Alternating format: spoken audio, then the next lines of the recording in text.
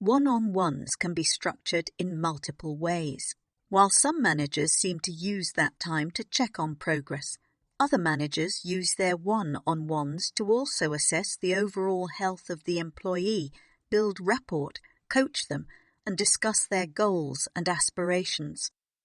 While we will discuss some of those details in another video, in this video you can see how you can organize them and how to effectively lead them without wasting too much time. I will also show you 2 different ways to lead your one-on-ones. Let's get started. If you are leading a one-on-one as a manager, you often have to prepare. Even if your team brings a topic to the meeting, you have to build your own agenda in case the employee is someone who doesn't bring much to the meeting or seems shy.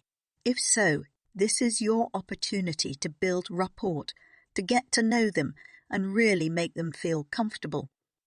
Preparing those meetings can take a bit of time. So, if you are using a whiteboard for one-on-ones, then you will get access to a few questions. In a way, it's preparing things for you.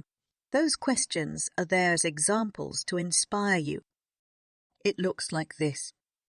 You have space for 4 one-on-one sessions. In each, you have examples of questions here. You also can take notes here, monitor how they are feeling, and also track the status of any major tasks. You can even add tasks for yourself.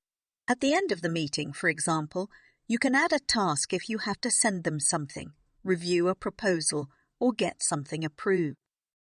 At the end of every 4 one-on-one session, summarize their performance and all the topics.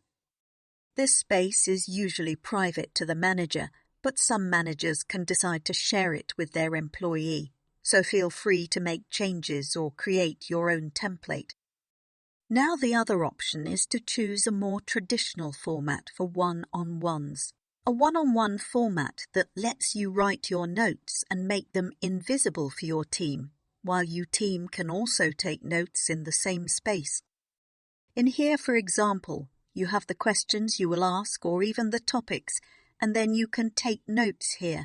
The unique thing about this space is that if you turn some of these steps as leaders only, the team will not be able to see your notes, while they can also take notes on their own space. Let me show you that. Click Edit and change steps to Leader Only. Now invite the team member you will be talking to during this one-on-one as a collaborator.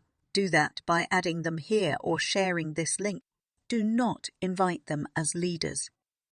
Now this is what you see. You can see all questions and all notes.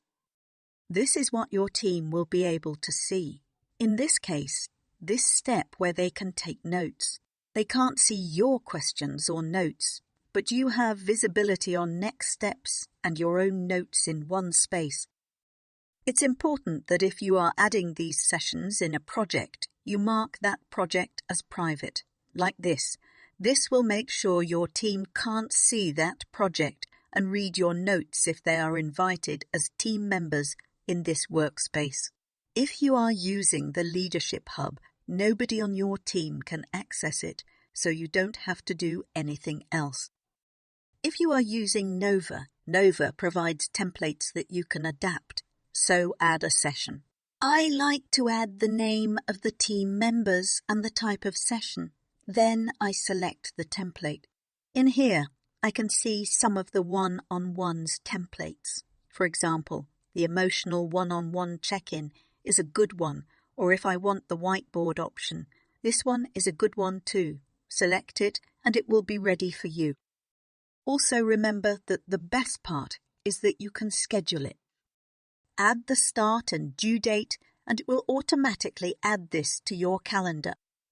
In here you can access all your meetings, one-on-ones, approval requests, team surveys, team retros, and even performance reviews.